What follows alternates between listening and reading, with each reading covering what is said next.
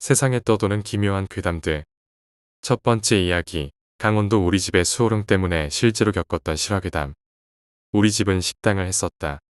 술도 팔고 고기도 팔고 그런 곳이었는데 가끔 밥 먹으러 가서 엄마를 도와서 치우기도 했다. 어느 날 계진상 손님이 식당에서 난동을 부렸다. 그걸 말리고 싸우다가 엄마와 다른 아줌마들이 그 아저씨를 쫓아냈다. 그 아저씨가 끝날 시간쯤에 난동을 부렸기 때문에 그 진상이 가고 난 뒤에 마감을 했다.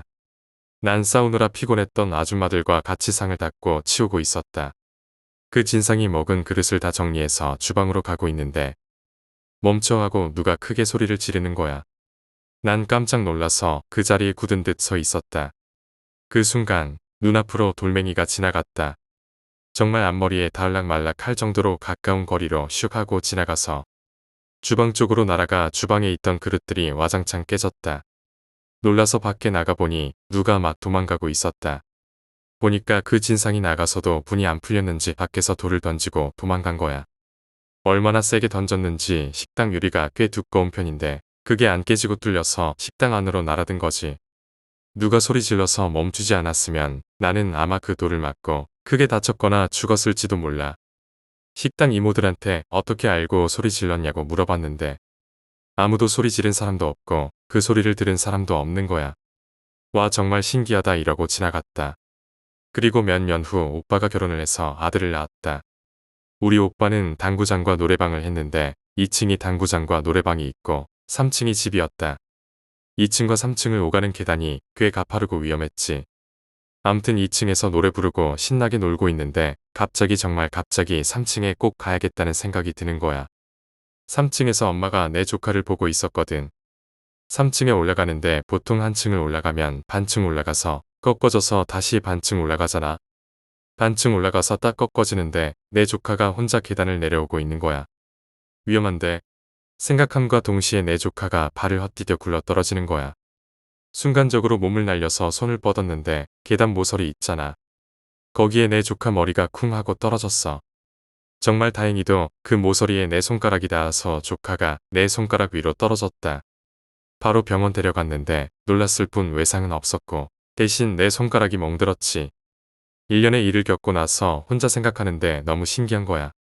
노래 부르다가 갑자기 왜 3층을 가고 싶었을까? 갈 이유도 없었는데 왜 나선 걸까? 만약 내가 안 갔으면 내 조카는 어떻게 됐을까? 안도도 되고 무섭기도 하고 나는 아버지가 일찍 돌아가셨는데 아빠가 도와주신 걸까 싶기도 해. 두 번째 이야기. 아직도 소름 끼치는 그 여자. 어릴 때는 안 그랬는데 어느 순간부터 가위를 자주 눌리기 시작했어. 고등학교 때 우연히 가정집에서 자취를 하기 시작했는데 자취를 시작한 둘째 날 밤에 한참 자다가 가위에 눌린 걸 알게 됐어. 워낙 자주 있는 일이라 가위 눌렸네. 그냥 자야지 이러면서 다시 잤어. 처음에 가위 눌렸을 때는 당황하고 무서워서 막 움직여 보려고 난리치고 땀 뻘뻘 흘리고 그랬는데 자주 그러니까 아무렇지도 않게 다시 자면 다음 날 그냥 일어나더라고. 그 다음 날 밤에 자다가 이상하게 눈을 딱 떴는데 내가 자취한다고 방에 들고 간 가구가 화장대, 책상, 책장, 옷장 딱 이거였거든. 어차피 일반 가정집이라서 다른 것들은 다 주인이 가지고 있어서 쓰면 된다고 했고 그래서 바닥에 누워서 자면 책상 밑 공간이 보여. 거기에 검은색 무언가가 있는 거야. 사람도 아니고 그냥 검은색 형태인데 나를 보고 있는 것 같은 느낌에 소름이 돋더라고. 근데 그냥 그러려니 하고 잤어. 그때부터 잘 때 책상에 의자 꼭꼭 밀어놓고 제대로 잤지. 일주일. 잘은 기억 안 나는데 꽤 오랫동안 아무 일도 없이 푹 잤어. 그리고 또 자다 깼는데 가위에 눌린 거야. 또 가위 눌렸어 이러면서 그냥 눈 감았는데 이상하게 잠이 안 와. 원래라면 그냥 다시 자는데 왜 이러지? 하면서 눈을 딱 뜨니까 배경이 네덜란드인가? 아무튼 풍차가 막 돌아가고 저 멀리 머리 긴 여자가 보이는데 그 여자가 씩 웃더니 3번 만에 내 눈앞에 와 있는 거야. 무슨 말이냐면 TV에서 쿵쿵쿵 거리면서 점점 얼굴이 다가오는 거 알지? 클로즈업 되듯이 말이야. 딱 3번째에 내 얼굴 앞에 와 있는데 난 그대로 기절했어. 살아가면서 제일 무서웠던 때 같아. 생각만 해도 심장이 벌렁거리는데 이때 이후로 나 자기 전에 꼭 귀신 생각하고 자.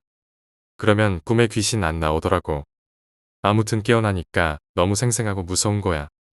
그래도 그냥 꿈이려니 하고 학교 갔다 오고 그날 자는데 이때부터 꿈이 이상해. 그러니까 꿈이 이어지는 거 알아? 드라마처럼 꿈이 이어지는 거야. 어제 일에 꿈을 꿨으면 오늘은 이해가 시작되는 거야. 딱 그 뒷이야기부터 이어져. 근데 꿈은 별거 없었어. 진짜 이상했는데 별로 안 친한 초등학교 동창 남자애랑 결혼하는 거. 결혼식장부터 시작하더라. 신혼여행도 가고 첫날 밤도 아주 생생히 치르고 시부모님께 인사드리고 뭐 신혼 즐기다가 끝났어. 정확히 5일 그렇게 이어졌는데 사람 마음이 처음에는 이상해 이러던 게 나중에는 오늘은 뭘 꿀까 기대되는 거 있지. 그리고 그 연속된 꿈이 끝나자마자 악몽에 시달리기 시작했어. 매일 밤 내가 우리 가족들을 죽여. 내 동생, 엄마, 아빠 죽이는 방법도 다양한데 총도 쏘고 절벽에서 밀기도 하고 막 때려. 초인적인 힘이 있는지 번쩍 들어서 던지기도 해. 같이 수영장에 갔다가 깊은 물에 밀어넣고 그걸 보면서 웃어 내가. 근데 꿈에서 깨면 내가 울고 있어. 베개가 다 젖도록 굴고 있는 거야. 그때부턴 너무 생생해서 무서워서 잠도 못 자. 그리고 그 꿈이 또 이어질까봐 겁나는 거야. 날이 밝자마자 괜찮은지 걱정돼서 집에 전화해. 이 생활이 반복되니까 잠도 못 자고 미치겠는 거야. 학교에서 잤어. 새벽 늦게 잠들거나 깊은 잠에도 못 들고 밥도 제대로 안 넘어가고 친구들도 너 이상하다고 하고 분위기가 이상해졌다고 막 그러고 몸은 점점 힘이 없어져 가고 집에 가기는 너무 싫고 주말이어서 방에서 잠이 들었는데 아무 꿈도 안 꾸고 잘 자고 있었던 것 같아. 갑자기 이상한 소리가 들리는 거야. 뭐라고 나한테 말하는 것 같은데 궁금한데 눈 뜨면 안 될 것 같은 느낌이 들었어. 뭔지 알아? 뜨지 말자. 그냥 자자. 이러면서 주문을 외우는데 어느 순간 눈을 떴어. 그냥 아무 생각 없이 눈 떠서 옆을 봤는데 그때 그 풍차 여자가 내 옆에서 팔로 머리 지탱하면서 누워있는데 죽여 이러는 거야. 순간 심장이 턱 막히는 게 그제야 내가 가위 눌린 거 알았어. 미친 듯이 가위 풀려고 눈 감고 별짓을 다 했어. 옆에서 계속 죽여 이러는데 돌아버리겠는 거야. 가위는 안 풀리고 계속 울고 그러고 있었는데 주인집 언니가 문을 똑똑 두드리더니 미주야, 오늘 학교 안 가? 일어나야지 이러는 거야. 그때 가위가 풀렸어. 내가 학교 갈 시간이 다 됐는데 안 일어나서 걱정돼서 문 두드린 거였대. 난 시간이 그렇게 된 줄도 몰랐어. 아무튼 그렇게 일어나고 겁나서 그날 아빠한테 바로 전화해서 방을 옮겼어. 바로 당일 구하는 거라 좋은 방은 못 구했지만 마음은 정말 편안하더라. 오랜만에 날 본 부모님은 진짜 놀라면서 왜 이렇게 피죽도 못 먹은 것처럼 이랬냐며 너무 살 빠진 거 아니냐고 하시는데 보는 사람마다 살 빠졌다고 뭐라 했는데 정작 몸무게는 하나도 안 빠졌더라. 이건 아직도 궁금해. 방 옮기고 나니까 그동안 엄청 눌렸던 가위도 단 한 번도 안 눌리고 무서운 꿈도 안 꾸고 그랬어. 고등학생 때라 내가 엄청 예민해져서 그랬던 건지 모르겠는데 지금도 소름 돋고 그 여자 얼굴이 생각나. 그때 그 가구 그대로 썼는데 아무 일 없는 거 보면 그 방이 이상했던 건지 아직도 좀 궁금하긴 해. 세 번째 이야기, 화장실의 안. 나는 영감도 없고 지금까지 귀신을 본 적도 없다. 하지만 인생을 살면서 딱 한 번 상식적으로는 이해할 수 없는 일을 겪은 적이 있다. 그것은 내가 초등학교 3학년 때의 일이었다. 5교시 때 갑자기 같은 반 남자아이 중 한 명이 울기 시작했다. 선생님이 왜 그러냐며 달려왔지만 울고 있던 아이는 고개를 숙이고 있을 뿐이었다. 잠시 뒤 원인이 밝혀졌다. 그 아이를 중심으로 악취가 감돌기 시작했던 것이다. 아무래도 용변을 본 것 같았다. 빨리 화장실에 다녀오렴. 선생님은 아이를 걱정한 것인지 작은 소리로 말했지만 아이들은 냄새나 더러워 하고 소란이었다. 그 당시 아이들에게는 놀려 먹기 딱 좋은 일이었으니 교실 안은 아수라장이었다. 도저히 그런 비난들을 참지 못한 것인지 그 아이는 울면서 교실을 뛰쳐나갔다. 당분간 교실은 시끄러웠지만 선생님이 화를 내자 금세 조용해졌다. 수업을 재개하고 10분 정도가 지났지만 화장실로 간 친구는 돌아오지 않았다. 너희가 놀려대니까 교실로 돌아올 생각을 안 하는 거잖아. 화장실에 가서 사과하고 오렴. 선생님의 말에 어쩔 수 없이 나를 포함한 남자 5명이 화장실로 갔다. 화장실은 교실 바로 옆에 있었기에 안을 들여다보았다. 2개 있는 칸 중 하나의 문이 잠겨 있기에 당연히 그 안에 있을 것이라고 생각했다. 미안해. 이제 안 놀릴 테니까 어서 나와. 데리러 간 친구들이 각자 말했다. 몇 번이고 말해도 대답은 없었다. 점점 귀찮아졌지만 그렇다고 교실에 데려오지 않을 수도 없어서 계속 말을 걸었다. 싫어. 그러자 간신히 대답이 들렸다. 데리러 온 우리들은 귀찮네라고 한숨을 쉬며 계속 설득했다. 그리고 5분 정도 지났을까? 화장실 안에서는 또 대답이 없었다. 점점 짜증이 나기 시작한 우리는 문을 열고 들어가기로 했다.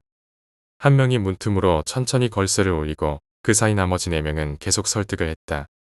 그리고 걸쇠를 치우고 문을 연 순간 우리들은 경악할 수밖에 없었다. 그 안에는 아무도 없었던 것이다. 거기다 재래식 변기 양옆에 슬리퍼가 한 짝씩 놓여 있었다. 우리들은 당분간 아무 말도 못하고 멍하니 서 있을 뿐이었다. 혹시 위쪽으로 다른 칸에 넘어간 것은 아닌지, 옆에 있는 여자 화장실에 도망친 것은 아닌지. 하지만 그중 어느 곳에도 녀석은 없었다. 우리는 우선 교실로 돌아가기로 했다. 그리고 우리가 화장실에서 나왔을 때 그 녀석이 화장실에서 조금 떨어진 계단을 올라오고 있는 것이 보였다. 너 어디서 오는 거야? 이 화장실에 있던 거 아니야? 체육관 화장실에 있었어. 체육관은 교실과는 완전히 다른 건물이었고 교실은 3층에 있었다. 하지만 그 녀석은 우리를 이상으로 겁에 질린 얼굴을 하고 있었다. 우리는 이 목소리를 이 화장실에서 들었어. 안에 있는 거라고 생각해서 문을 열었는데도 아무도 없었어라고 말했다. 그러자 그 녀석은 나도 체육관 화장실에서 너희가 계속 나오라고 하는 목소리를 들어서 나왔는데 아무도 없었어. 체육관 안에 아무도 없었길래 무서워서 돌아온 거야. 라고 말했다. 당분간 우리들은 할 말을 잃고 멍하니 서 있을 뿐이었다. 그 후 화장실과 체육관에서 소리가 통하는지 여러 번 시험해봤지만 도저히 불가능했다. 지금 생각해도 도저히 이해가 되지 않는 어린 시절의 불가사의한 체험이다. 네 번째 이야기, 20년 전의 기묘한 사건. 2003년 여름. 당시 초등학교 5학년이었던 나는 여름방학을 맞아 굉장히 한가로운 나날을 보내고 있었다. 내가 사는 동네는 주위가 산으로 둘러싸여 있어서 아파트 단지가 경사진 언덕에 자리 잡고 있었다. 아파트 건물은 경사를 따라 일직선으로 올라가는 길을 중심으로 양옆에 3개씩 있었다.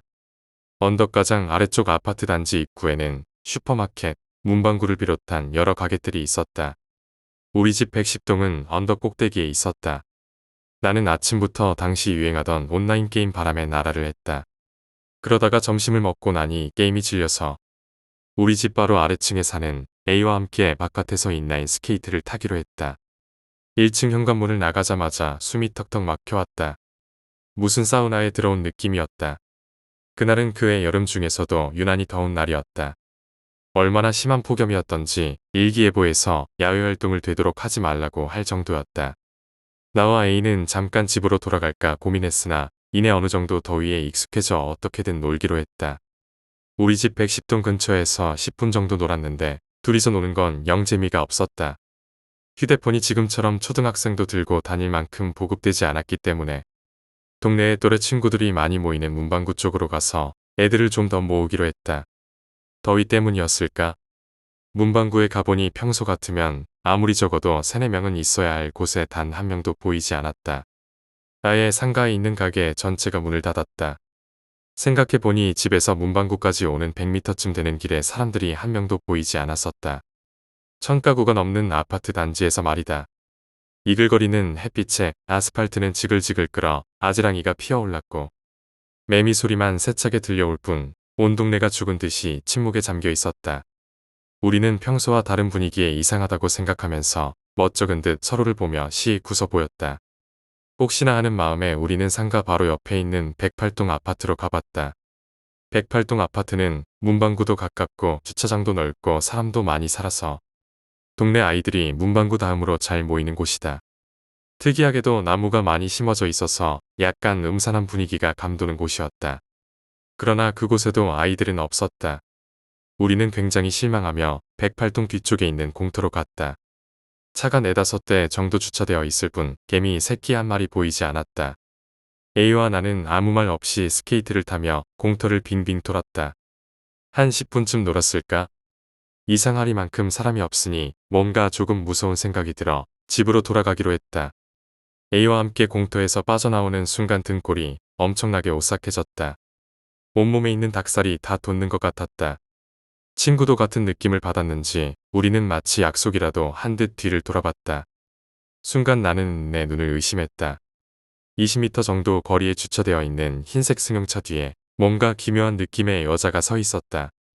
아니, 여자라 해야 될지 잘 모르겠다는 것이 정확할 것이다. 흰색의 옷인지 모를 것에 검은 머리인지 모를 것을 한 물체가 기분 나쁘게 흐물거리고 있었다. 꾸물거린다고 해야 하나. 우리는 순간 그 자리에 얼어붙어 있었는데 그때 무엇을 바라보고 있었고 어떤 생각을 했는지는 기억이 나질 않는다. 다만 갑자기 정신이 들었고 기분 나쁜 물체는 사라지고 없었다. A와 나는 비명을 지르며 전속력으로 도망쳤다. 얼마쯤 달리니 거리에 자동차들이 지나다니고 시끌벅적한 소리에 아이들이 문방구에 모여있는 것이 보였다. 나는 그때 다른 차원의 세상에 있다가 빠져나온 듯한 느낌을 받았다. 더위도 한풀 꺾인 것 같았다. 우리가 창백한 얼굴로 달려오는 것을 본 친구들이 무슨 일이냐고 물어왔다. 우리는 덜덜덜 떨면서 집에서 나온 뒤부터 있었던 일들을 얘기해줬다. 우리의 말을 들은 아이들이 말했다. 무슨 소리야? 우린 아침부터 여기서 계속 놀았는데 너희들이 오는 건 아무도 못 봤다. 나와 A는 할 말을 잃고 한참을 우두커니 서 있었다. 한 달 후 A는 집안 사정으로 서울로 이사 갔고 나도 그해 10월 말에 다른 동네로 이사 가서 그 친구와는 지금 서로 연락이 안 된다. 우리가 겪은 것 다 무엇이었을까? 그 괴상한 여자는 무엇이었을까? 정말 다른 차원에 들어갔었던 걸까? 아니면 단지 우연의 일치로 문방구에서 놀던 아이들과 엇갈렸던 걸까? 흰색 승용차에 햇빛이 반사돼서 우리가 잘못 본 것일까?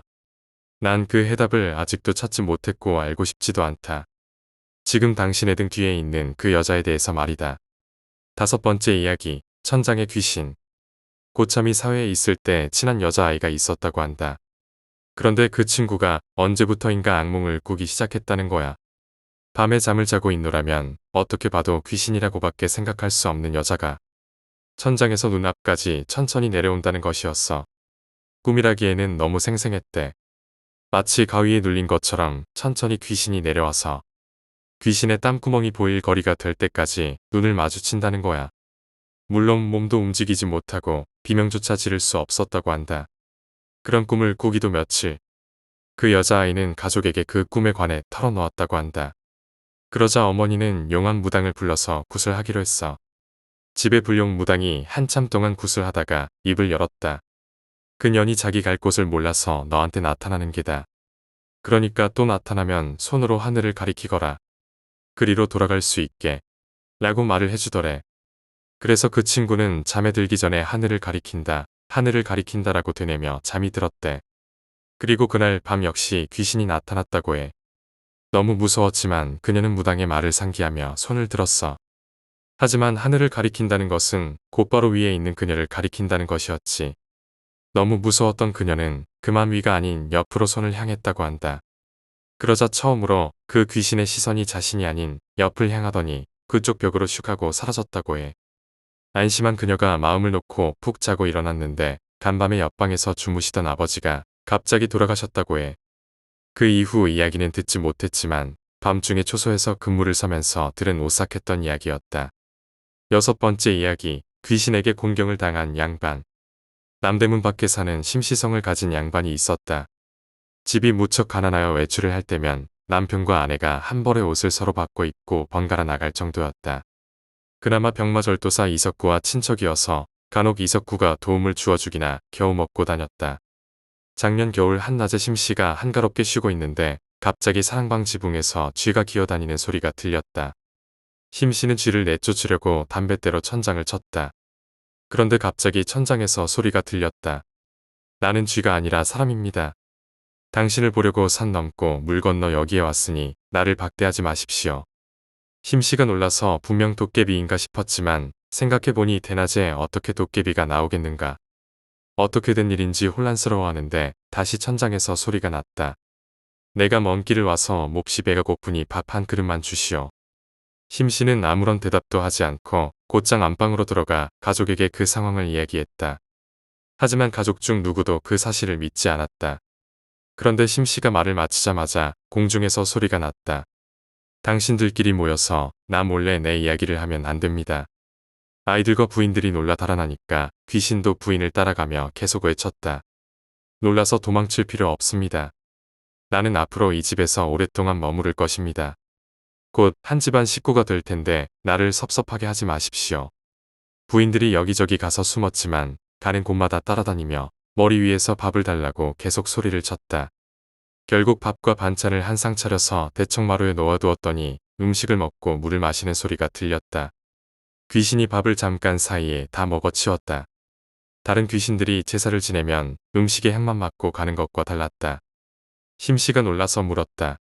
너는 어떤 귀신이고 무슨 이유로 우리 집에 들어온 것이냐? 귀신이 말했다. 나는 문경관할합니다. 세상을 두루 돌아다니다 우연히 이 집에 들어온 것이요. 배부르게 밥을 먹었으니 이제 가겠소. 곧 작별을 하고 귀신이 떠났다. 그런데 다음 날 귀신이 또 찾아와서는 어제처럼 먹을 것을 요구하고 다 먹은 다음 가버렸다. 이후 귀신을 매일 찾아왔고 어느 날은 하룻밤을 자고 가며 이야기를 하기도 했다. 결국 온 집안 식구들이 익숙해져서 귀신이 와도 놀라지 않게 되었다. 하루는 심씨가 귀신을 쫓아내려고 벽에 부적을 붙이고 온갖 잡귀를 쫓아내는 물건들을 구해 집 앞에 내어놓았다.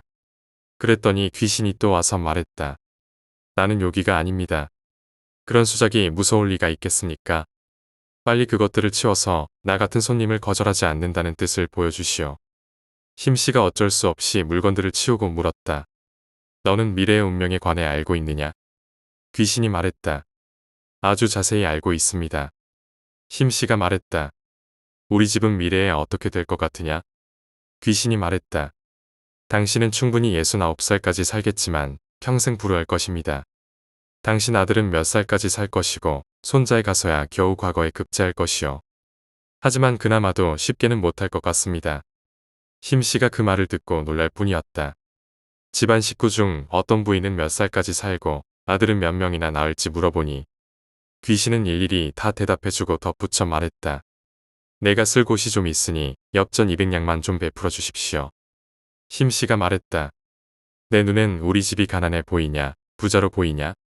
가난이 뼛속까지 사무치지요. 내가 봐도 그런데 내가 어떻게 200냥을 마련해 주겠냐? 당신 집안에 숨겨둔 상자 속에 조금 전 빌려온 200냥이 있는 걸 내가 아는데 왜 그 돈을 나한테 주지 않습니까? 내가 쓸 돈도 없어서 겨우 빌어서 꿔온 돈인데 이 돈을 지금 너한테 주면 나는 저녁 먹을 거리도 없을 것이다. 나보고 어쩌란 말이냐?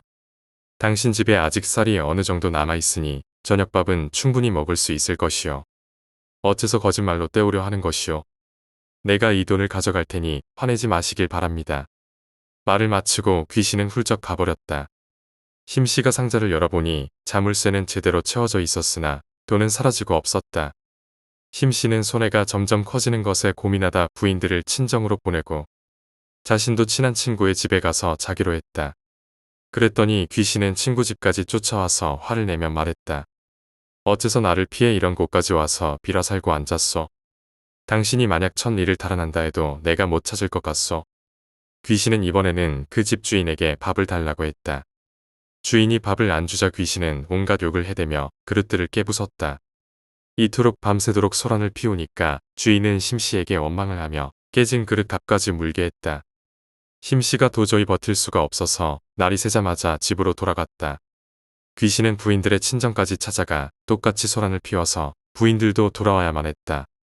이후 귀신은 평소처럼 심씨 집을 드나들었다. 그러다 하루는 귀신이 말했다. 이제 오랫동안 헤어지고 만나지 못할 테니 부디 몸을 잘 관리하시구려. 내가 어디로 가던 좋으니 부디 빨리 여기서 떠나라. 우리 집안 사람들도 편하게 좀 살아보자. 우리 집은 경상도 문경에 있습니다. 고향으로 돌아갈 결심을 했지만 노잣돈이 없구려. 그러니 엽전 1000냥만 내게 주시오.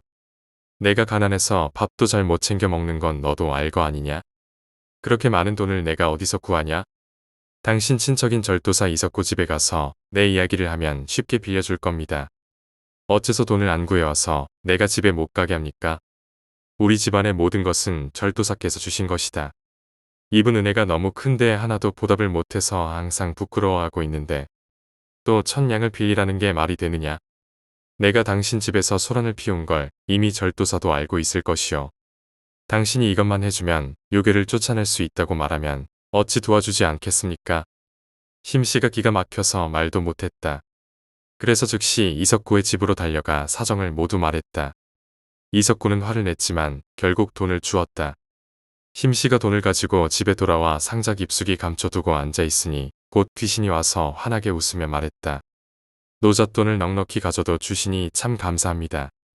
덕분에 노잣돈을 얻었으니 이제 집에 돌아갈 테요. 심씨가 귀신을 속이려고 말했다. 내가 누구에게서 돈을 얻어와서 너한테 노잣돈을 주겠냐? 귀신이 웃으며 말했다. 지난번에 선생이 봐서 알 텐데 왜 쓸데없는 소리를 하십니까? 잠시 뒤 귀신은 또 말했다. 내가 이미 상자 속에 당신 돈을 가져갔습니다. 그렇지만 250냥은 남겨두었으니 가서 술이나 한잔하십시오. 귀신이 인사를 하고 사라지니 심씨 집안의 모든 이들이 좋아서 기뻐 날뛰며 서로 축하했다. 그런데 열흘이 지나자 또 공중에서 귀신이 인사를 했다. 심씨가 화가 머리끝까지 나서 소리쳤다. 내가 다른 사람에게 구걸까지 해서 1000냥을 마련해서 고향에 가게 해줬으면 너는 감사한 줄을 알아야 한다. 그런데 지금 약속을 깨고 다시 와서 나를 고통스럽게 하니 너는 은혜도 모르는구나. 내가 관우 사당에 가서 너에게 벌을 주라고 빌어야겠다. 저는 문경관이 아닙니다. 제가 무슨 은혜를 저버렸습니까? 문경관이 아니라고. 그럼 너는 누구냐? 나는 문경관의 아내입니다. 당신 집에서 귀신을 잘 대접한다고 남편이 그러길래 먼 길을 왔습니다. 그런데 당신은 반갑게 맞이해야지 욕이나 하고 있군요. 남녀를 모두 공경하는 게 선비일 텐데 당신은 책을 읽으면서 배운 것도 없습니까? 심씨가 기가 막혀서 헛웃음만 웃었다. 귀신은 또 날마다 찾아왔다고 하는데 그 이후로는 심씨의 소식이 끊겨 어찌 되었는지 알 수가 없다. 당시 호사가들은 앞다투어 심씨 집에 가서 귀신과 이야기를 했으니 심씨 집 문 앞이 시장 바닥 같았다. 학사 이조는 심지어 그 집에 하룻밤 묵으면서 귀신과 대화까지 했다고 한다. 7번째 이야기. 어린이 캠프. 어린이 캠프 선생님은 영감소녀와 제가 백조 생활을 하던 시절에 괜찮은 일거리를 찾다가 발견한 것입니다. 우선 한 달이건 두 달이건 집을 떠나 있을 수 있다는 즐거움과 번 돈을 쓰지 않고 모을 수 있다는 이유로 신청했어요. 그런데 저는 발표가 나기도 전에 면접봤던 디자인 회사에 붙어서 먼저 백조 생활을 접고 영감소녀는 그 일을 하겠다고 했습니다. 사실 레크리에이션 경력도 없는 영감소녀를 왜 뽑았는지 의문이었지만 그냥 잘 갔다 오라고 했죠. 그러고는 며칠도 안 돼서 전화가 왔어요. 애들은 귀엽냐, 모기는 많이 안 물리냐고 물어봤는데 딱 하는 말이 나 서울이다. 역시 경험도 없어서 잘린 게 분명하다고 생각하고 영감소녀를 만나러 갔습니다. 어떻게 하면 지도 선생님 일인데도 잘릴 수가 있냐면서 놀렸는데 자기 말로는 자기가 걸어서 나왔다고 했습니다. 처음 갔을 때는 아이들이 너무 많아서 어쩔 줄 몰라 안절부절했대요. 언니 오빠들이랑 싸울 줄이나 알았지. 천진난만하고 귀여운 꼬마들을 다루기가 너무 힘들었나 봐요. 그런데 이틀 정도 지내면서 선생님 부르는 애들이 너무 귀여워서 잘 어울렸대요. 상상은 안 가지만 그렇다고 하니 그렇게 들었습니다. 그 애들은 2박 3일 코스였는데 마지막 날 밤에 선생님들이 아이들 담력 시험을 하자고 했나 봐요.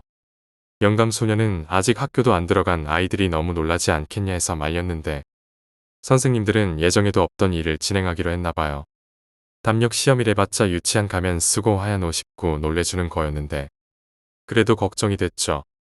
영감소녀는 귀신 역할 같은 건 맡기 싫어서 그냥 아이들과 함께 있는 지도교사를 하기로 했습니다. 아이들끼리 있다가 놀라면 정말 일이 커지니까 선생님 한 명은 붙여주기로 했죠. 한 조식에서 하기로 했는데 귀엽게도 다들 놀라서 울고 그러더래요. 그런데 제이라는 여자아이가 있는 조가 들어왔습니다. 여기서 제이라는 아이는 얼굴이 참 예뻤대요. 그런데 이상하게 아이들한테 인기가 별로 없었대요. 이틀간 지내면서 보니 아이가 얼굴도 예쁘고 옷도 참 예쁘게 입힌 아이인데 성격이 어둡대요. 처음에는 자폐아인 줄 알았는데 그건 아니었어요. 제이는 자기 잘 따랐대요. 그렇게 자기를 잘 따르던 제이를 속이는 게 좀 미안했답니다.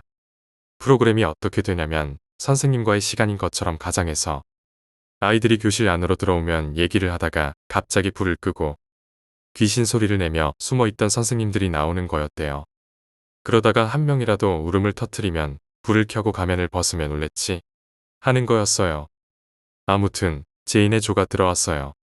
모두 연습장을 꺼내고 선생님께 편지를 쓰는 형식적인 프로그램이었는데 제이가 교실 안에 들어오자마자 훌쩍거리기 시작하더래요. 웬만해서는 울지도 않을 것처럼 차갑게 생긴 아이가 훌쩍훌쩍하며 울더래요. 아이들은 한 명이 울면 따라 울잖아요. 그런데 다들 제이를 쟤 왜 저래? 이런 눈으로 보면서 신경 안 쓰더래요. 영감소녀는 그냥 자기랑 마지막 밤이라 슬퍼하는 거라며 기특하게 생각했답니다.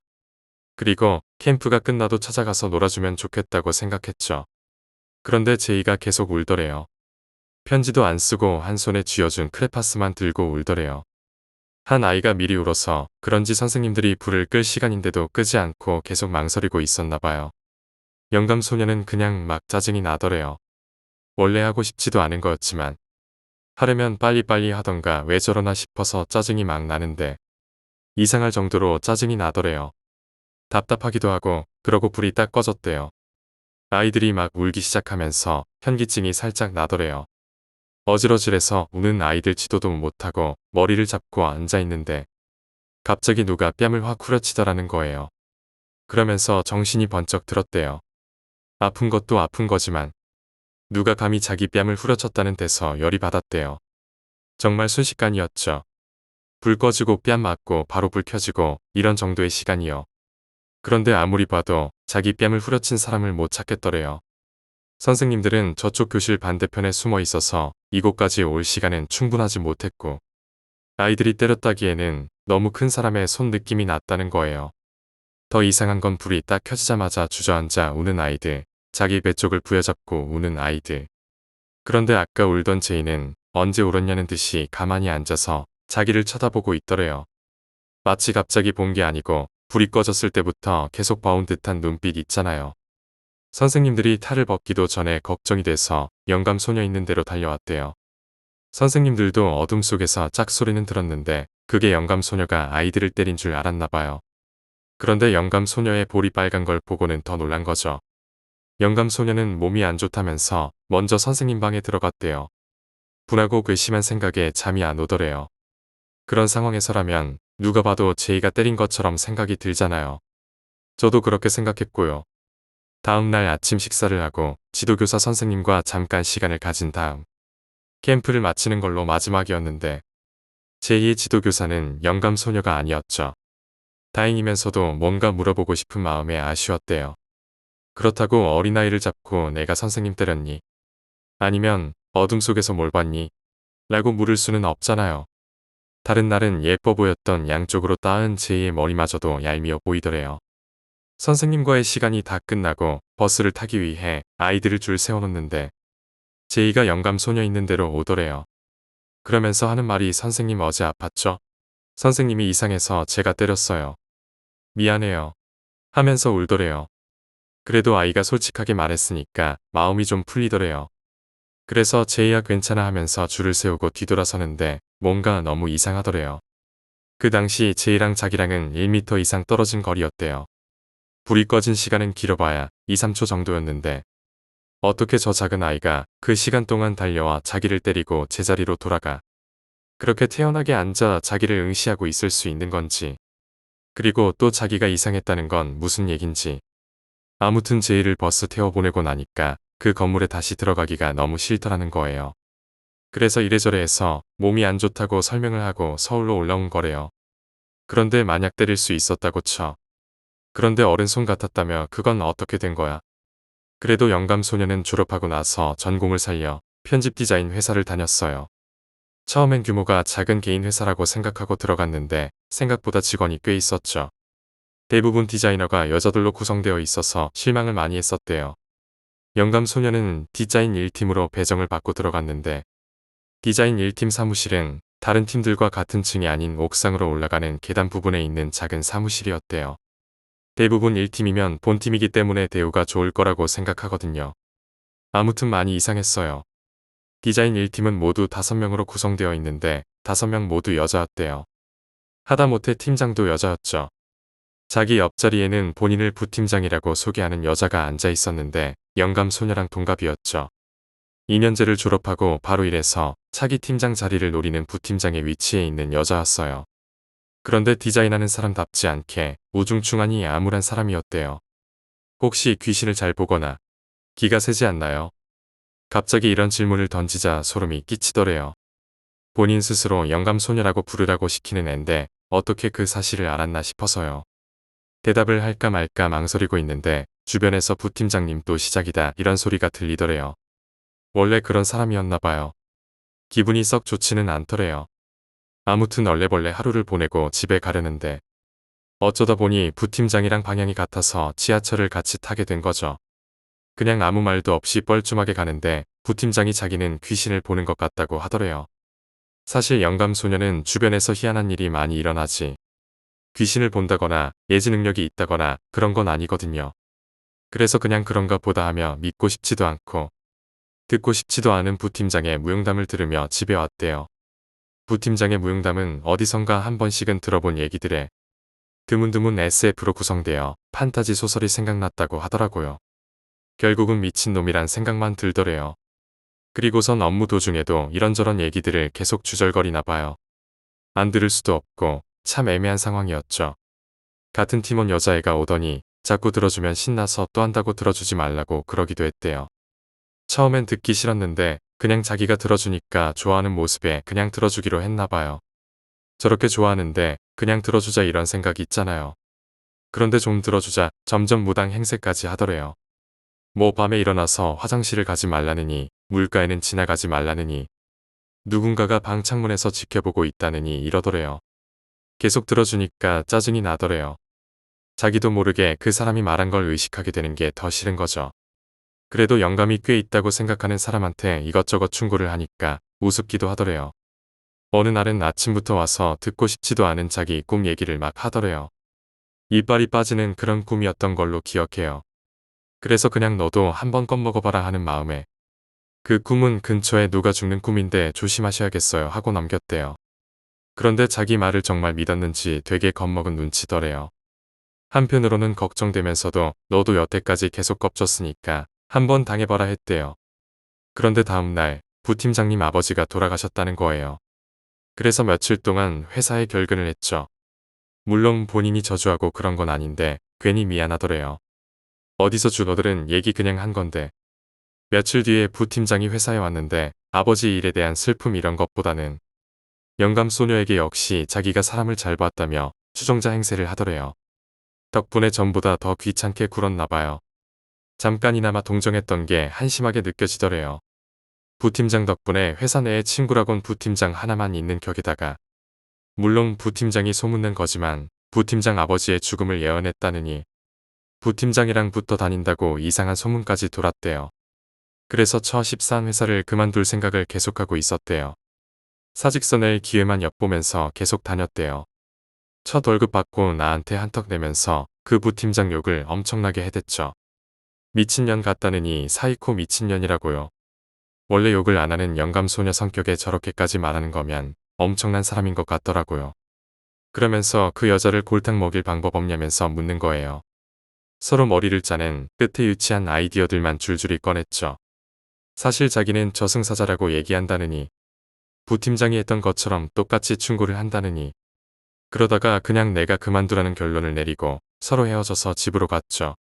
집에 도착하자마자 영감소녀한테 전화가 왔는데 집에 오는 길에 부팀장한테 전화가 왔대요. 원래대로라면 안 받지만 본인한테 전화를 건 일은 처음이라 그냥 받았대요. 그러면서 혹시 지금 바뀌냐고 집으로 돌아가는 길에 조심해야 될 것 같다고 그렇게 전화가 오더래요. 여기서 영감소녀의 인내심이 끊어져 버린 거예요. 물론 집에 오는 길에 아무 일도 없었고요.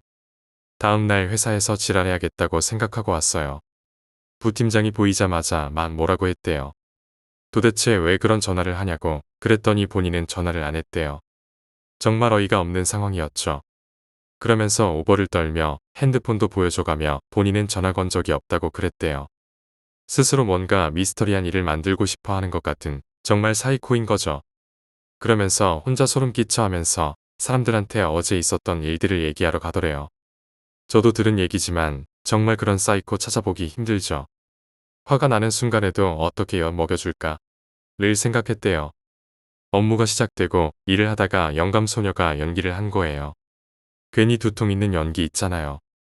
다른 사람들은 약 사다 준다느니 걱정을 해주는데 부팀장은 옆에서 거봐 어제 내가 조심하라 했잖아요 지랄하더래요.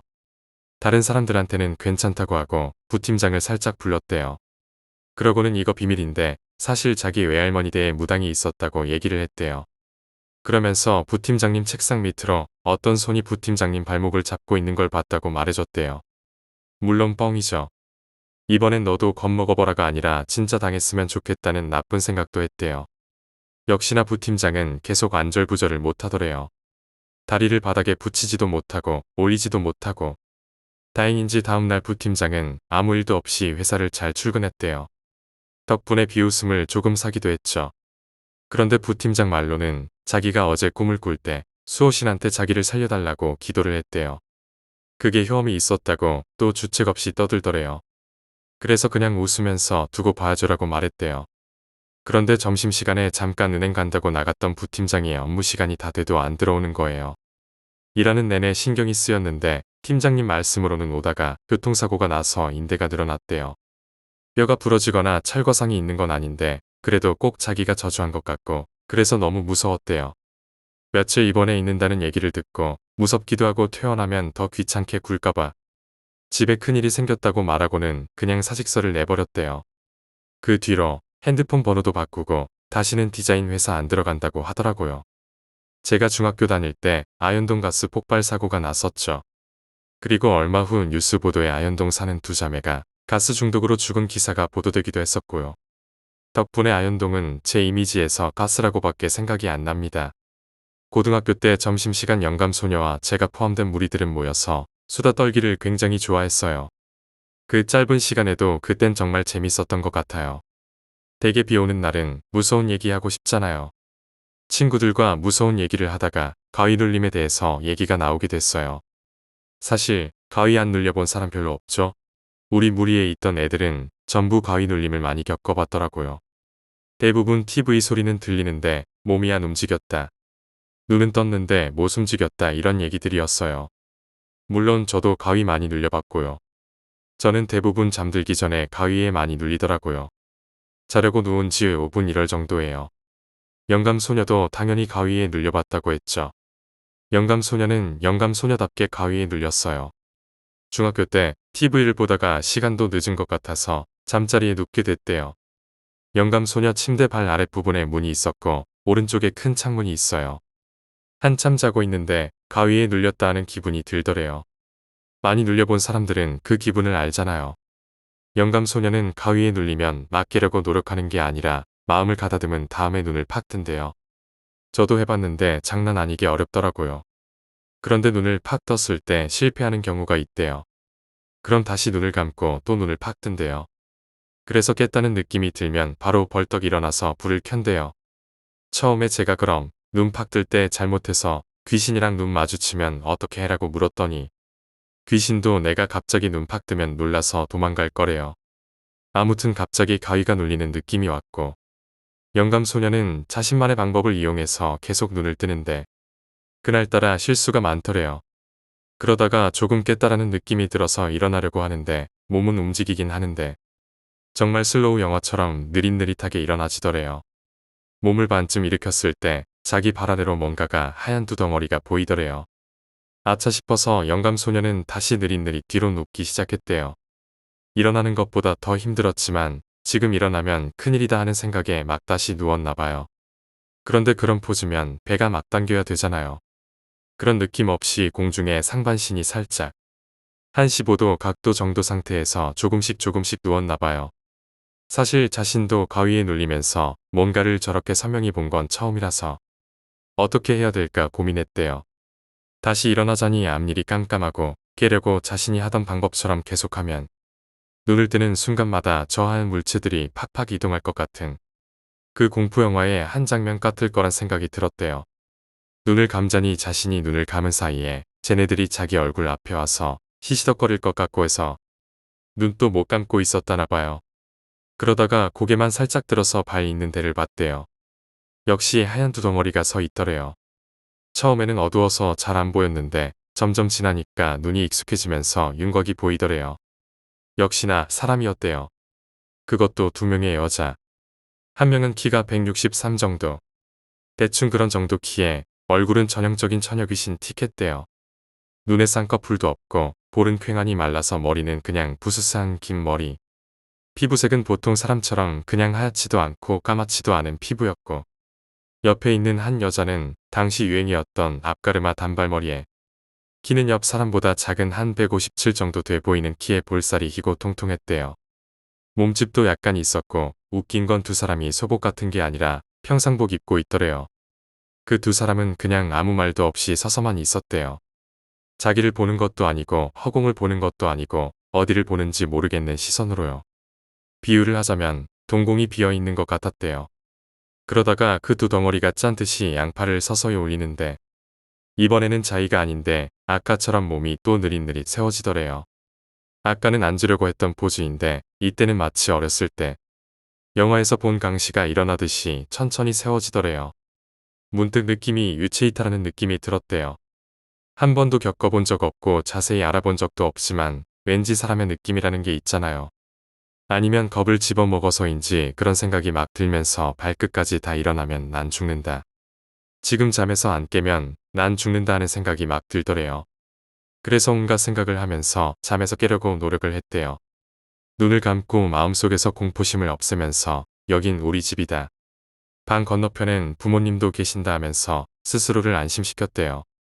그러고는 눈을 감은 채로 벌떡 일어나서 문 앞으로 달려가 대충 손짐작으로 스위치를 켰대요. 스위치는 아까 그 두 덩어리들 등 뒤쪽에 위치했는데 내 팔을 잡으면 어쩌지 하는 생각에 엄청 떨렸었대요.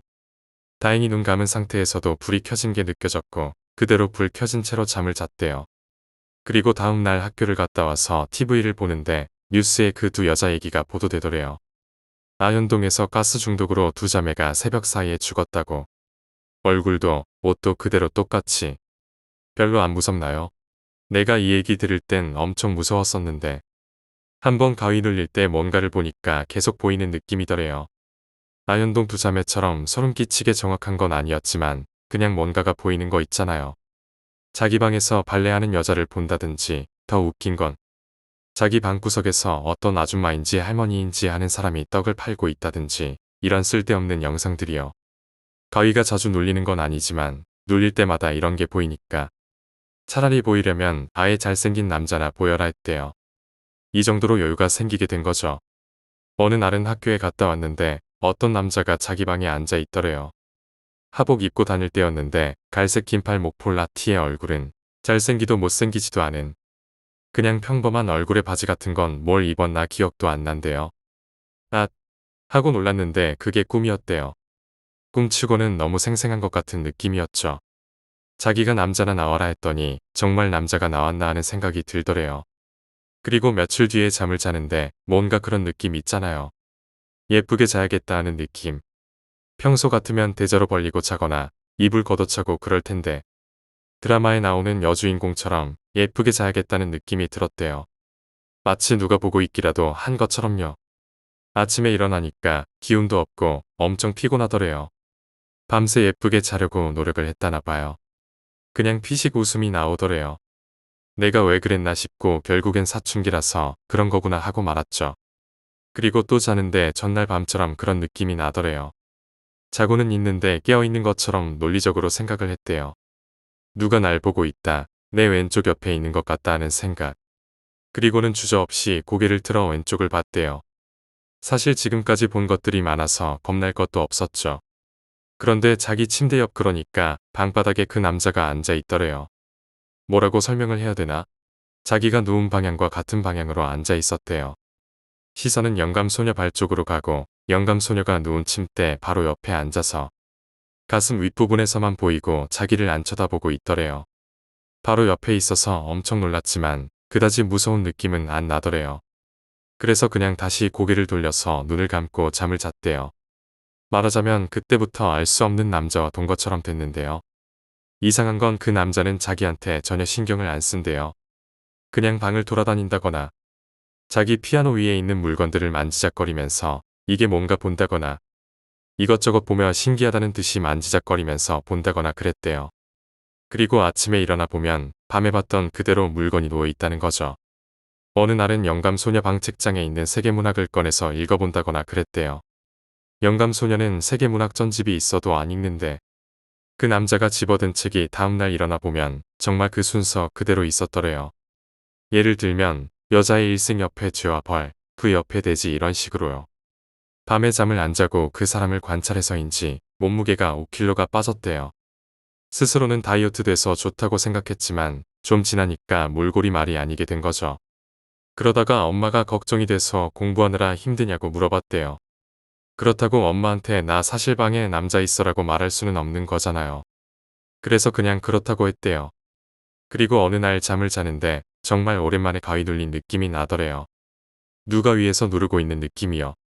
그런데 이상한 건 영감 소녀의 종아리와 종아리 사이에 다른 사람의 종아리가 느껴지더래요. 다리를 겹치고 있는, 약간은 야할 수도 있는 포즈 있잖아요. 영감 소녀는 덜컥 겁이 난 거예요. 전에 책에서 읽은 귀신과 정사를 나눈 여자에 대한 글이 생각났나 봐요.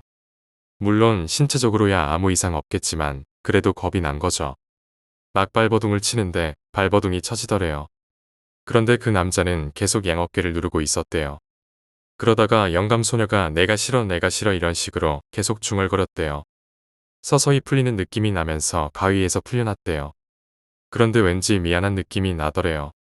내가 정말 싫은 건 아닌데 미안해 이런 생각이요. 다시 난 울 것 같았더래요. 영감 소녀의 생각처럼 다음 날도 그 다음 날도 그 남자가 보이지 않았대요. 그리고 며칠 뒤 잠을 자는데 귀에서 윙윙하는 소리가 들리더래요. 그러면서 목소리가 들리는데 마녀 같은 목소리와 낮은 저음의 목소리가 동시에 들리더래요. 요즘 어때? 영감 소녀는 그냥 피곤하고 그래 하면서 대답을 하는데 자면서 대답하는 게 느껴지더래요. 자기 목소리가 귀에 들리는 거죠. 자면서 잠꼬대처럼 힘없이 얘기하는. 그러면서 그 목소리는 이것저것 물어보더래요. 뭐라고 물어봤는지 기억은 안 나지만 그런데 그 목소리가 요즘 누구랑 같이 있지 않았어? 라고 묻는 순간 온몸의 전기가 짜르르 흐르는 느낌이 들면서 가위에서 깨어났대요. 그 남자랑 지낼 때는 그렇지 않았는데 그 목소리를 듣는 순간 알 수 없는 공포가 확 밀려오더래요. 그래서 영감 소녀는 마음을 먹고 다음날 엄마한테 말하기로 했나 봐요. 엄마는 깜짝 놀라더니 우리 딸 어떡하니 하면서 바로 그날 수맥 이런 것 때문에 침대 위치도 바꾸고 점집에서 부적도 떼어오고 이랬대요. 외할머니 댁에 무당이 신분이 계셨었대요. 그 뒤로 가위가 안 눌린 건 아니지만 전처럼 그런 경험은 없었대요. 그리고 몇 년 뒤 아파트에 흉흉한 일이 많이 일어나서 이사를 갔다는데 그 아파트에 일어난 일과 이어집니다. 중학교 다닐 당시 영감 소녀는 H아파트에 살았습니다. 정확히 말하자면 H아파트 3차. 한참 개발 구역이었기 때문에 1차와 2차 옆에 산을 깎아 3차를 짓고 주변 상가도 필수 요소인 슈퍼마켓, 작은 문구사 이 정도밖에 입주를 안 한 상태였었죠. 옆 대지는 4차를 건설 중이었습니다. 그중 영감 소녀는 301동 가장 외곽에 살았는데요. 옆에서는 4차 건설 중이었기 때문에 공사 소음이 좀 많았대요. 아파트 단지라지만 아직 개발 구역이기 때문에 차 통행량은 많지 않고 옆이 공사 중이라 약간은 음산하다면 음산할 수도 있는 분위기였다고 하더라고요. 어느 공사 현장에나 있는 얘기일 수도 있지만 산을 깎아 만드는 도중 주인 없는 무덤이 많아서 한 곳에 시체들을 매장했다느니 그런 얘기들이 돌았었죠. 하지만 한참 땅값이 뛰던 지역이었기 때문에 빈집 한 곳 없이 전부 입주했고 말에 의하면 4차 또한 입주자들이 벌써 대기를 하고 있을 정도로 많은 사람들의 관심 아파트였었죠. 아파트 브랜드 역시 탄탄한 기업이었기 때문에 인기 있는 건 당연했고요. 당시 301동에서 304동이 나란히 서 있고 304동 뒷부분에 교회를 짓고 있었대요. 아파트 단지들이 많이 들어설 것을 예상해서인지 규모가 큰 교회를 짓고 있었어요. 건물 윤곽이 다 잡혔을 때쯤 교회 지하에서 한 미혼모가 아이를 죽이고 자살을 한 시체가 발견되었어요. 사람들은 왜 하필 교회 건물에서 그런 일이 있었냐며 기분 나빠했어요. 교회도 잠깐 공사를 멈춘 듯 하더니 다시 공사를 시작했어요. 그 아파트에서 일어난 첫 번째 자살이죠. 사실 뉴스나 언론 보도에서 사망한 사람들의 기사가 많이 나와서 그럴 수도 있겠다 하겠지만 주변에서 누군가가 죽는다면 그것이 한두 명이 아니라면 무서운 일이죠. 저주라는 말이 도는 건 당연한 일이죠. 그리고 얼마 안 있어 303동에 사는 아이가 죽었습니다. 12층 사는 5살 아이였는데 자신의 키의 2배가 되는 창문에 의자를 받치고 올라가 떨어졌어요. 당시 집안에는 아이의 엄마, 아빠, 할머니, 할아버지 모두 계셨는데 아이를 찾다 창문이 열려 있는 걸 보고 혹시 해서 밑을 내려다봤더니 자신의 아이가 아래에 떨어져 있었던 거죠. 12층 높이에서 저 작은 아이가요. 응급실로 실려갈 당시에 아이는 의식이 있었고 작은 찰거상 외에는 큰 물이 없어 보였답니다. 엄마 울지 말라며 위로까지 할 정도였죠. 하지만 병원에 도착했을 때 내장이 전부 파열되어 손도 써보지 못한 채 눈을 감았다고 합니다. 이것이 두 번째 일이었습니다. 옆은 공사 현장이었기 때문에 바람이라도 부는 날이면 소음이 심하다고 합니다. 바람 때문에 나는 소리가 꼭 누가 우는 것 같은 소리 같았다는 거죠. 공사가 끝난 시간 기계가 바람 때문에 내는 소리는 자다가도 깰 만큼 소름 끼치는 소리죠. 어느 날은 중간고사 전날이어서 안 하던 공부를 새벽까지 하고 있었는데 그날 역시 바람이 불어서 기계 소리가 났다고 합니다. 알다시피 작은 바람에도 무서운 소리를 내죠. 영감 소녀는 방에 커다란 창문을 열어서 고개를 빼꼼히 내밀고 공사 현장을 들여다봤대요. 보호 방지 벽 때문에 잘 보이진 않았지만 혹시 이 야밤에 공사를 하나 하는 마음에 들여다봤대요. 기계 소리가 꼭 사람이 우는 소리처럼 들렸다고 합니다. 오른쪽만 보고 있으니까 누군가가 왼쪽 공중에 떠서 자기를 보고 있을 것 같은 생각에 고개를 휘 젓고 다시 공사장 쪽을 돌아보는 찰나에 공사장 건물 위에서 뭔가가 뚝 떨어지더래요. 시멘트 포대 같은 거였는데 정말 빨리 떨어지더래요. 20층 정도 높이인데 1초 정도밖에 안 걸린 것 같았죠. 혹시 사람 있는 경비실이나 이런 곳에 떨어지지 않길 바라며 창문을 닫고 공부 좀 하다가 잠이 들었대요. 그리고 다음날 시험을 보고 집에 오는데 사람들이 근처에서 수근수근 거리더래요. 이사 가야 하나, 들어온 지 얼마 안 됐는데 조금만 더 있으면 집값 2배로 뛰는데 이런 얘기들이요. 알고 보니까 302동에 살던 한 가정주부가 고부 갈등을 견디지 못하고 4차 공사 중인 건물에서 뛰어내린 거였어요. 영감 소녀는 그 얘기를 듣는 순간 소름이 쫙 끼쳤대요. 자신이 어제 본 게 이 여자이기 때문이기도 했지만 그 깜깜한 밤중에 오로지 죽기 위해서 공사 중인 그 건물을 헉헉거리며 올라가는 한 여자의 모습이 상상되었기 때문이죠. 20층도 넘는 높이를 엘리베이터도 없이 오로지 죽을 생각만 하면서 오른 거죠. 그 사건 이후 입주한 지 채 1년도 되지 않아 이사하고 다른 사람이 다시 입주하고 그런 광경이 간간히 보이게 됐다고 하더라고요. 그리고 몇 개월 후 더 큰 사건이 있었습니다. 위치가 서울 외곽거의 경기도 경계 부근에 위치한 곳이고 근처 살다가 입주했기 때문에 그 아파트에는 초등학교 동창생들이 꽤 살았나 봐요. 우선 그 아파트는 복도식이 아닌 한 통로에 두 집이 마주보는 형태였는데 영감 소녀는 9층에 살았고 15층 양쪽에 다 초등학교 동창이 살았대요. 두 집 다 새 남매였어요.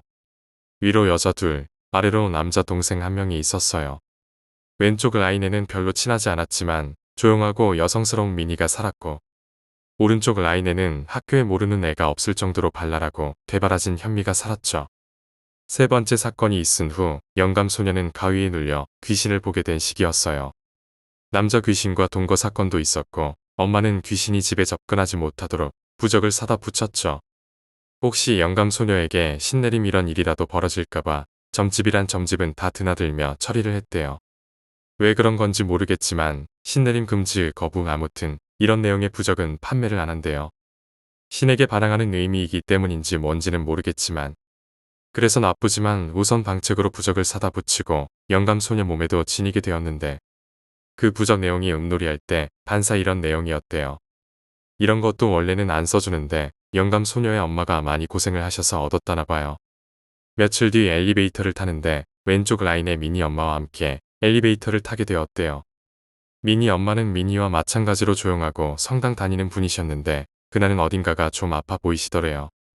얼굴이 생기 없어 보이고 검은 그림자가 가득한 느낌 있잖아요. 간단하게 인사를 하고 미니 엄마는 그냥 예의상 공부는 잘하고 있니? 이런 말씀을 하셨대요. 그리고 며칠 뒤에 본 미니 엄마는 전보다 훨씬 아파 보이셨대요. 얼굴이 엄청 마르고 머리는 빗질을 안 하셔서 부스스한 상태로 아파트를 배회하고 있었대요.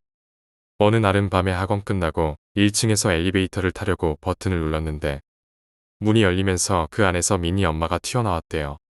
겁에 질린 것처럼 팍 튀어나와서 주저앉으시더니 뒤를 한번 돌아보시고 계단 밖으로 뛰쳐나가시더래요. 마치 엘리베이터 안에 감금되어 있었다는 듯이요. 영감 소녀는 너무 이상해서 요즘 미니 엄마 어디 아프시냐고 엄마한테 물어봤대요. 그런데 그냥 엄마는 아무 말도 안 하시고 걱정하는 표정을 지으시더래요.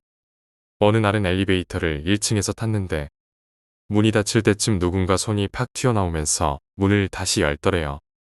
영감 소녀는 너무 놀라서 뒤로 주저앉았는데 미니 엄마가 타더래요. 정말 미안한 얘기지만 이건 누가 봐도 영락없이 미친 모습이었대요. 얼굴은 거의 가죽만 남은 것처럼 퀭했고 피부는 거무죽죽해지셨대요. 머리는 듬성듬성 빠지고 옷은 정말 더럽고 구깃구깃했대요. 아줌마는 엘리베이터에 타서도 초조한 모습을 보이시더래요. 그러면서 갑자기 휙 돌아보시더래요. 그러고는 우리 민희랑 친하게 잘 지내죠. 애가 옛날부터 작고 조용해서 친구가 없어. 하면서 우시더래요. 이때만큼은 정상으로 보이시더래요. 그리고 9층에서 엘리베이터가 멈추고 영감 소녀는 내렸죠. 문이 닫히기 전 짧은 순간이었지만 미니 엄마의 눈이 너무 애절해 보이더래요. 그래서 공손히 안녕히 가세요 하고 인사를 하고 집으로 들어왔죠. 다음 날 오후 토요일이어서 학원도 안 가고 집으로 오는데 버스 안에서 미니를 만났대요. 미니는 아래 동생 2명과 같이 버스에 있었어요. 학교가 가까워서 동생들과 함께 집에 가는 것 같았죠.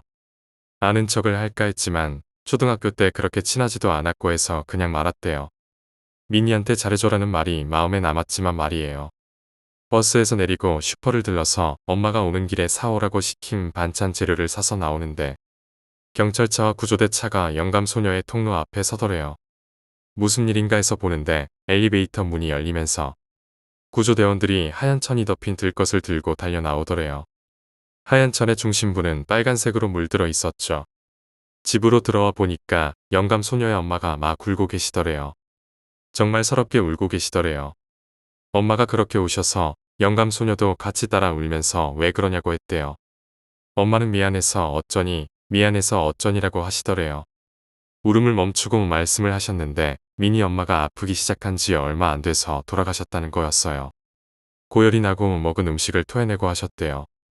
병원에서 검진을 받아도 별 이상이 없었는데 주변 사람들 얘기를 듣고 무당집을 찾아가게 됐대요. 성당 다니시는 분이었기 때문에 무당집은 거절하다가 최후의 선택으로 가게 된 거죠. 무당집에서는 신내림을 받아야 한다고 했대요. 그런데 미니 엄마는 모두 미신이라면서 신내림은 받지 않겠다며 집으로 그냥 오셨대요. 그 뒤로 아프기 시작했는데 사실 동네 어른들은 대충 알고 있었나 봐요. 동네를 중얼중얼 거리면서 돌아다니기도 하고 무의식적으로 다른 사람들에게 지시를 내렸나 봐요. 그렇게 버티시다가 그날 토요일 오전 집에서 부엌 칼로 할복을 하셨대요. 그리고 영감 소녀와 함께 하교하던 세 남매가 엄마의 시신을 발견한 거죠. 그런데 돌아가실 때 현관문이 열려 있었는데 앞집, 현민의 집을 두 눈 부릅뜨고 쳐다보며 돌아가셨나 봐요. 마치 마지막 계시라도 하듯이요. 그때 영감 소녀의 엄마는 이미 집을 내놓은 상태였었죠. 제가 다 못 봤더라도 이곳을 뜨겠다는 생각으로. 그리고 며칠 안 있어 현미의 막내 동생이 나쁜 형들과 어울려 놀다가 오토바이에서 떨어져 혼자 다쳤는데 한쪽 다리가 불구가 되었고 학교에서 퇴학을 맞게 되었죠. 그리고 현미는 어떤 아저씨와 차 타고 외곽 드라이브 도중에 교통사고가 나서 얼굴 전체를 상영하게 됐어요. 그리고 현미의 20살 된 언니는 친구들과 여행 갔다 오는데 운전석 바로 뒤에 앉아 있었죠. 트럭과 부딪혀 사고가 났는데 다른 사람들은 다 튕겨나가고 현미의 언니 혼자 차체에 몸이 끼어 나오지 못하다가 가스 찼던 차가 폭발해 죽었다는 얘기를 들었대요. 그리고 영감 소녀의 엄마는 아빠 직장에서 가까운 지금 사는 곳으로 이사를 왔다고 합니다. 영감 소녀가 신내림을 받을 것도 아니었고 그 집으로 미룬 것도 아닌데 엄마는 아직도 너무 미안해하고 있다고 하더라고요. 어제 종로에서 우연치 않게 예전에 화실에 같이 다니던 선배를 만났어요. 거의 7년 만인데도 한눈에 알아볼 수 있더라고요. 키도 크고 곱상한 얼굴이라서 그런지 서로 식사 전이어서 근처 식당에 들어가서 밥을 먹게 됐죠. 이 선배도 영감 소녀를 기억하고 있더라고요. 같은 화실에 다니진 않았지만 제가 워낙 많이 얘기를 했었거든요. 그냥 잘 지내냐 이런 걸 묻더니 얼마 전에 과실습실에서 있었던 얘기를 해주겠다고 하더라고요. 이 선배는 공업 디자인 전공으로 갔어요. 자기가 디자인했던 세면대 디자인을 보여줬는데 2070년도쯤 돼야 스스로 적응이 될 것 같은 참 이상한 디자인이더라고요. 이제 졸업을 앞두고 있기 때문에 졸작으로 만든 거라 엄청나게 힘들게 디자인한 거라고 하더라고요. 제작보다 더 힘든 게 우선은 디자인이잖아요. 그 선배도 디자인하는 데만 몇 달을 보냈다면서 얘기를 해줬어요. 알다시피 디자인과는 다음날 아침 학교에 오면 꼬질꼬질한 몰골로 자고 있는 사람을 흔히 볼 수 있어요. 이 선배네 과외 실습실은 건물 지하에 있죠. 공디과 전공 강의실은 2층이고요. 실습실 옆에는 창고처럼 안 쓰던 방이 하나 있었는데 학교 측의 허락을 받고 그 방을 공디가 전용 침실로 만들었대요. 작업실에서 작업하다가 힘들면 옆방 가서 두어 시간 자고 그런 형식이죠. 처음에 그곳을 개조한 사람들이 선배와 친한 무리들이라서 거의 자기들의 아지트가 됐나봐요. 선배와 친구일, 친구의, 여자 후배 이렇게 넷이 잘 어울려 다녔는데요. 예전에 공동작품 할 때 같은 조여서 그런지 그 뒤로도 잘 뭉치게 된 거죠. 그날도 마찬가지로 실습실에 있는데 너무 졸리더래요. 며칠간 잠을 제대로 못 잤으니까요. 그래서 친구들한테 나 자고 있을 테니까 1시간 뒤에 깨우라고 하면서 옆방으로 갔대요. 그 방에는 침대가 3개가 있어요. 침대라기에는 어설프지만 그냥 목재대다가 만들고 위에 쿠션 깔은 형식의 침대였대요. 자러 가는데 친구 일이 자기도 졸리다면서 따라 들어오더래요. 선배는 가운데 침대, 친구 일은 오른쪽 침대에서 잠이 들었죠. 얼마쯤 자고 있는데 누가 자기한테 장난을 치더래요. 자기 발 있는 부분에서 이불을 살짝살짝 끌어당기더래요. 비몽사몽간에 고개를 살짝 들어 발 부분을 봤는데 머리 긴 여자가 웅크리고 앉아서 이불을 끌어내리더래요. 그 여자 후배가 장난치고 있었던 거죠. 자다가 깨면 짜증이 많이 나잖아요. 원래도 그 여자 후배랑 남동생 같이 지내던 사이였고 그래서 발로 휙휙 걷어찼대요. 걷어찼다기보다는 발을 굴러서 저리 가라는 의사를 표시했대요. 그리고 다시 살짝 눈을 떴을 때는 그 여자가 휙 하던 서방을 나가더래요. 그래서 아 삐졌구나 이따가 풀어줘야겠다 생각을 했대요. 그리고 친구이가 와서 1시간 지났다며 깨워줬대요. 선배는 그 여자 후배를 어떻게 달래주나 하고 생각을 했대요. 딱히 사과하기도 그렇고 사실 피곤한 사람한테 장난친 게 먼저 잘못한 거라고 생각해 선빵을 날리기로 했대요. 실습실에 들어가자마자 너 때문에 잠 제대로 못 잤잖아. 그런데 발에 맞았냐? 라고 약간은 소심한 면을 보이며 물어봤는데 그 여자 후배가 무슨 뜬구름 잡는 소리냐고 하더래요. 선배는 얘가 삐져서 그러는구나 생각하고 그냥 다음부턴 잘 때 건들지 말라고 하고 말았대요. 그 여자애는 계속 무슨 얘기냐고 꿈꾼 거 아니냐고 그러더래요. 아무튼 그날 밤은 그렇게 지났어요. 다음 날은 토요일이라 수업이 없는 날이었죠. 낮 시간에 실습실에 왔는데 아무도 없더래요. 혹시나 해서 침대방에 갔는데 그 여자 후배가 자고 있더래요. 그래서 자기도 똑같이 이불을 슬금슬금 내렸대요. 그런데 여자 후배는 계속 자더래요. 재미도 없고 복수하는 것 자체가 유치하기도 해서 그냥 실습실로 와서 디자인에 몰두하는데 친구 일이 들어왔대요. 둘이 장난 좀 치고 얘기도 좀 하고 그러고 있는데 친구 이가 실습실 안으로 들어왔어요. 그런데 표정이 혼 빠져나간 사람 같은 표정으로 팍 주저앉더래요. 무슨 일이냐고 물어보니까 자기가 귀신을 본 것 같다고 그래요. 하는 얘기가 친구 역시 실습실 오기 전에 침대방 먼저 들렸대요. 여자 후배가 실습실 오면 자기 좀 깨워달라고 문자를 보냈었대요. 그래서 침대방에 가서 깨우는데 자꾸 5분만 더 하더래요. 토요일 낮이고 좀 불쌍한 생각도 들고 해서 깨우기가 좀 그랬대요. 몇 분만 더 자라는 생각으로 실습실에 가려고 하는데 침대방 창문 조금 열린 사이로 누가 빼꼼히 쳐다보고 있더래요. 무섭다는 느낌보다는 누가 장난치려고 쳐다보는 느낌 있잖아요. 그래서 선배나 친구 일인 줄 알고 문을 열고 복도로 나갔대요. 그런데 아무도 없더래요. 창문 사이에 얼굴을 보고 이 새끼야 하며 바로 튀어나왔는데 말이죠. 그래서 친구이는 그 방에 못 가겠다고 그러더라고요. 원래 처음부터 기분이 나빴던 방이라면서요. 그래서 선배 혼자서 여자 후배를 깨워서 왔대요. 여자 후배에게 방금 있었던 일을 얘기했더니 되게 기분 나빠하더라고요. 그럼 자기 혼자 자고 있을 때 누군가가 봤다는 걸 수도 있잖아요. 그리고 계속 자서 그런가 몸도 좋지 않고 해서 먼저 집으로 갔어요. 괜히 안 해도 될 얘기해서 기분 상하게 한 건 아닌가 하고 좀 미안했대요. 그러다가 저녁이 됐는데 낮 시간 동안 집중해서 진도도 많이 나간 것 같아서 기분이 좋아 술을 마시기로 했대요. 근처 술집에서 조금 마시다가 들어왔는데 그냥 너무 졸리고 다 귀찮고 그러더래요. 셋이 같은 생각이었던 거죠. 그래서 자다가 일어나서 하자고 하고 침대방에서 잠을 잤대요. 선배는 가운데 침대 친구 일은 왼쪽, 친구 이는 오른쪽. 한참 잠을 자는데 누가 얼굴을 막 간지럽히더래요. 느낌이 여자 머리카락이 간질간질하는 기분이 있잖아요. 또 여자 후배가 장난치는구나 싶어서 저리가 하면서 다른 쪽으로 손가락질했대요. 그리고선 계속 푹 자다 일어나 보니까 벌써 날이 밝았더래요. 아차 싶어서 일어났는데 친구 이가 침대에 걸터 앉아서 자기를 씩씩거리면서 째려보고 있더래요. 친구 일도 같이 일어나서 너 왜 그러냐고 물어봤대요. 친구 이가 너인 친구도 아니라면서 막 화를 내더래요. 그래서 왜 그러냐고 했는데 자꾸 너네 일부러 그런 거지. 일부러 그런 거지. 하면서 화를 내더래요. 얘기를 들어보니까 친구이는 잠들고 얼마 안 있어서 잠에 깼대요. 낮에 무서운 일도 있었고 해서 살짝 가위에 눌렸나 봐요. 그리고 눈을 떠서 일어나려고 하는데 친구 일 그러니까 맨 왼쪽에 있던 애 위에 어떤 여자가 수평으로 떠 있더래요.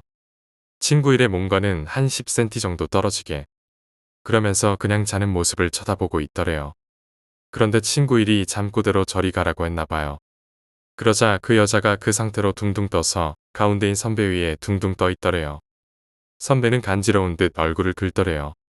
그러면서 친구이는 속으로 제발 그 말만은 하지 마라 하면서 빌었대요.